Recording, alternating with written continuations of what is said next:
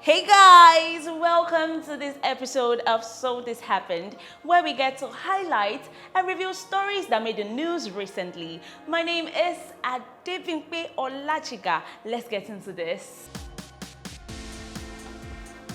Before we go into today's episode, let me first check on my people. Eyin Temi, hope your hearts weren't shattered beyond repair after Nigeria was knocked out of AFCON. I know this is a hard pill to swallow considering we went into the tournament with so much hope. Abi, who would have thought that after triumphantly emerging top from the group stage with all 9 points intact, only to be knocked out like that by a Tunisian team who barely qualified from their group?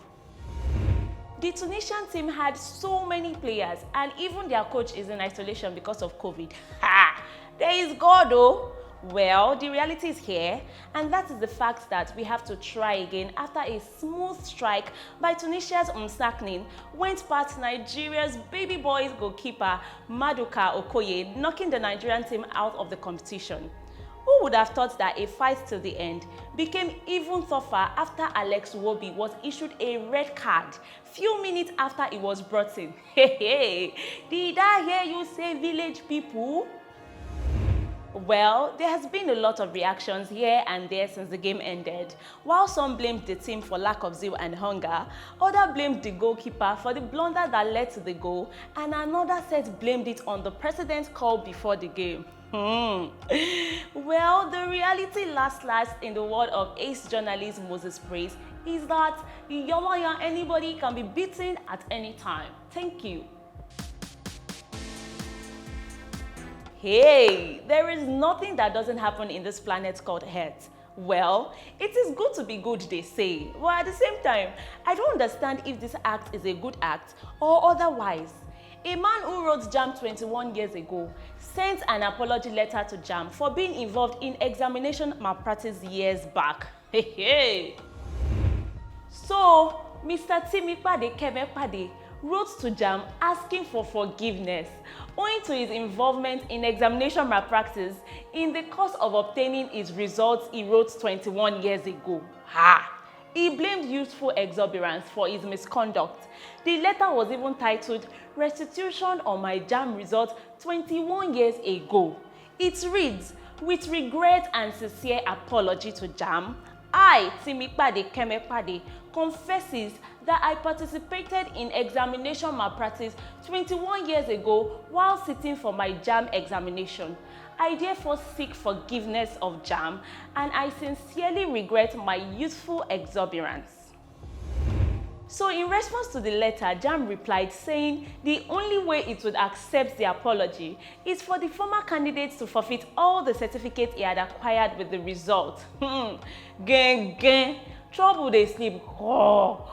Yanga go wake up. I'll be here waiting for the conclusion. While growing up, I thought the saying was, love your neighbor as you love yourself. But I don't understand the new society we are in. Just last week, the abductors of the 5-year-old Hanifa were found, and unfortunately, it was a school proprietor. And now, another 8-year-old girl was abducted and killed by a neighbor in Kaduna State, despite collecting 3 million naira as ransom. This story really pierces my heart. Asma'u was said to have been sent on errand to get recharge card in the neighborhood when she was abducted and had to spend 42 days in the hands of her abductors. But unfortunately, she was eventually killed because the girl recognized her abductors, who happens to be residing close to their house. In fact, she plays with his kids almost every day. Having given the abductors 3 million naira, they called her father again, demanding for additional money, which he obliged and sent somebody with the money. In the event of waiting for the abductors, the guy who was sent called the father and informed him he hasn't seen anyone yet. Shulaibu Wahalamu, her father, then called the number and asked them to tell him if they had killed his daughter. Lo and behold, they said they had killed and buried her in a shallow grave 4 days ago. Isn't that wickedness? This is becoming rampant. I still remember a similar case that happened in Ekiti.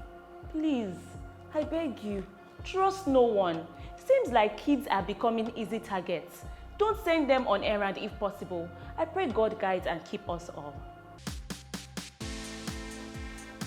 Finally, we've come to the end of this episode. Be free to share your comments on any of the stories.